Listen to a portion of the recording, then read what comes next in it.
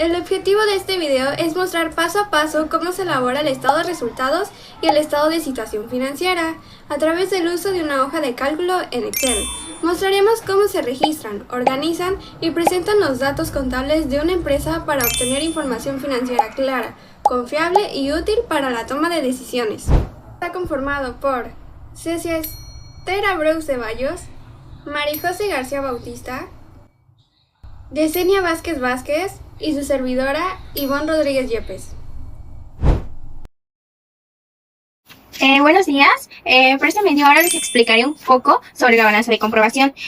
Por lo que vemos está clasificada por rubros. ¿Qué quiere decir esto? Que lo estamos clasificando por medio de la NIF. Entonces la primera cuenta que debería ir clasificada en este balance de comprobación es la NIF C1, que es la de efectivo equivalente de efectivo, que esto se refiere a la moneda de curso legal en caja y en depósitos bancarios disponibles para la operación de la entidad, en este caso el efectivo. En este se agrupan algunas cuentas como son caja, fondo fijo de caja chica, bancos e inversiones a corto plazo. Y de ahí tenemos la otra que es NIF C3, que es cuentas por cobrar y otras cuentas por cobrar. En estas se clasifican durante el rubro, se tienen que clasificar en diferentes. Por ejemplo, en cuentas por cobrar nos referimos a que representan los derechos exigibles que tiene una entidad derivados principalmente de sus ventas o prestación de servicios a crédito. De ahí tenemos que son otras cuentas por cobrar. Estos son derechos exigibles que no provienen de las ventas de servicio, como por ejemplo cuentas por cobrar a empleados o partes relacionadas. De aquí de hecho tenemos algunas cuentas que, por lo que podrán ver, son a lo que nos referimos con otras cuentas por cobrar. De ahí tenemos que estas se clasifican de IVA acreditable y IVA pendiente de acreditar. Esas no están dentro de un rubro como tal. De ahí tenemos lo que son las NIF C4, que son de inventarios,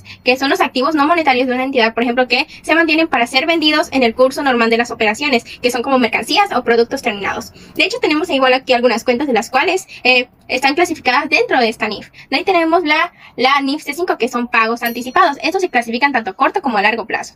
A largo plazo son los activos que surgen de un desembolso efectuado por una entidad que le da derecho a recibir bienes o servicios en el futuro o beneficiarse del uso de activos por un periodo de tiempo. Y a largo plazo, por ejemplo, no sé, son los que se extienden por un periodo mayor a un año. En corto plazo son menores de un año. De ahí tenemos la otra que se clasifica por NIF C6, que son las propiedad, planta y equipo. Son los activos tangibles que posee una entidad para su uso en la producción o suministro de bienes y servicios, para arrendamiento a terceros o para fines administrativos. De aquí tenemos algunas cuentas las cuales están clasificadas dentro de esta NIF. De ahí tenemos los que son los pasivos tanto a corto como a largo plazo. A largo plazo son las obligaciones presentes de la entidad surgidas de eventos pasados, cuya liquidación se espera que ocurra en el ciclo normal de operación o dentro de un año a partir de la fecha del estado de posición financiera. Y a largo plazo son las obligaciones presentes cuya liquidación se espera realizar en un periodo mayor de un año. De ahí tenemos lo que son el capital contable, que el capital contable se divide en capital contribuido y capital ganado. En capital contribuido son las aportaciones de los dueños o socios de la entidad. Incluye el capital social y las aportaciones para futuros aumentos del capital, como lo vemos aquí. Por ejemplo, aquí nos dan algunas cuentas. De ahí tenemos lo que son el capital ganado, que son representas el resultado de las operaciones de la entidad y de otros eventos que la afectan. De ahí tenemos lo que es la cuenta de resultados, que esta cuenta son las cuentas que reflejan los ingresos, costos y gastos de una entidad durante un periodo determinado. Y de ahí tenemos lo que son, de estas se derivan los que son los gastos financieros, que los gastos financieros son las pérdidas o decrementos de los activos que provienen de actividades relacionadas con el financiamiento de la entidad. Y de ahí tenemos lo que son los productos financieros, que son las ganancias o incrementos de los activos que provienen de actividades relacionadas con el financiamiento de la entidad. Y de ahí tenemos los otros gastos y los otros productos, que los otros gastos son pérdidas y los otros productos son ganancias. Y por lo tanto, después de esto tenemos que ver que nuestra balanza de comprobación esté cuadrada. Si está relativamente mal, y si cuadra también está relativamente mal. Y bueno, eso sería todo de mi parte. Bueno, voy a explicarles los resultados de la empresa fabricante Muebles Soñadores. En esta parte sacamos las cuentas de la balanza de comprobación, que primero aquí tenemos ventas netas y costo de ventas, que están en la parte de abajo de la balanza de comprobación. Aquí se sacan las cantidades y como en ventas está del lado derecho, se le resta a la parte izquierda, que sería costo de ventas, dándome en el estado de resultados aquí un total de 171.700. Ahora, que me daría como utilidad bruta. En gastos de operación, que de igual manera se saca de la balanza de comprobación, aquí me da un total de 51.700 con las cuentas que van descontando. Me da pues 51.700, que será la utilidad de operación. Ahora, en el estado integral de financiamiento tenemos estas cuentas con las siguientes cantidades. Como podemos ver, algunas van restando y es importante tomarlo en cuenta, ya que es por ello nos dará el resultado. Ahora, en utilidad ante impuestos tenemos 56.700, que sería la resta del resultado integral de financiamiento con la utilidad de operación.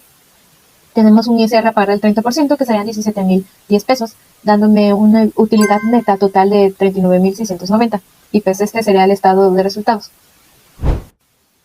Bueno, ahora voy a explicar las notas del estado de situación financiera, que como vimos anteriormente, la balanza de comparación y el estado de situación financiera son conforme a la NIF, por lo que las notas van de esta manera igual.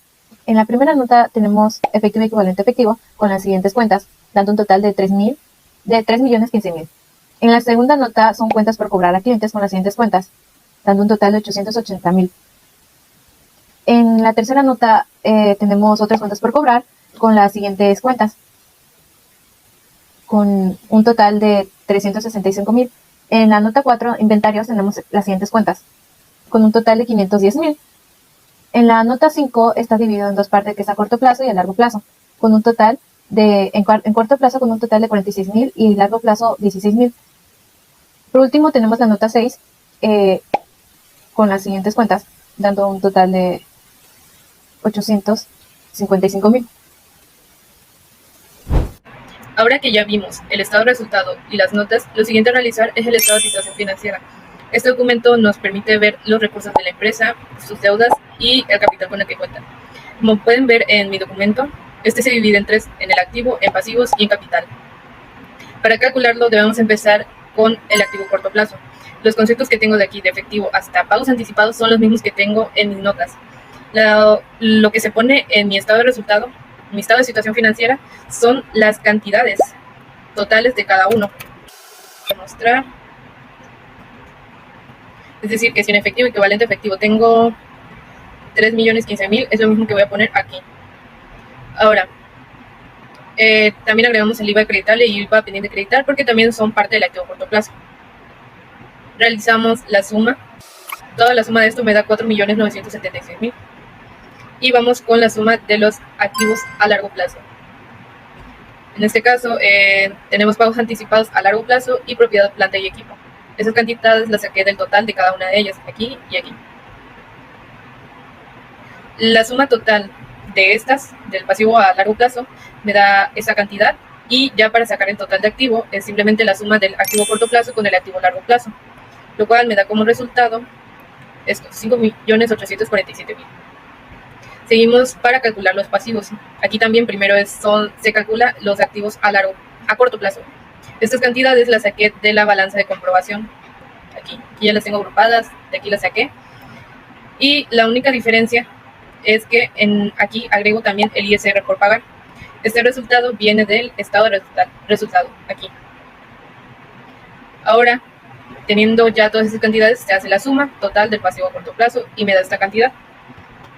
Seguimos con los pasivos a largo plazo, que también los saqué de la balanza de comprobación, son los de acá. Hago la suma de los pasivos a largo plazo y me da esta cantidad. Y ahora tengo que sacar la suma total del pasivo, es decir, ahora se suma el pasivo a corto plazo con el pasivo a largo plazo, lo cual me da 4.250.010. Teniendo ya estas cantidades, lo siguiente a calcular es su capital contable. Estas cantidades también se sacan de la balanza de comprobación. Está acá. Aquí son las de acá, son estas de acá. Y la única diferencia es que aquí se agrega la utilidad neta, que lo tengo de mi estado de resultado. Aquí está mi utilidad neta.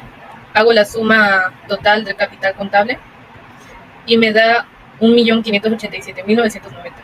Para saber si lo que hice está bien, tengo que usar la fórmula de total pasivo más capital contable, y esto me debe dar lo mismo que mi total de activo.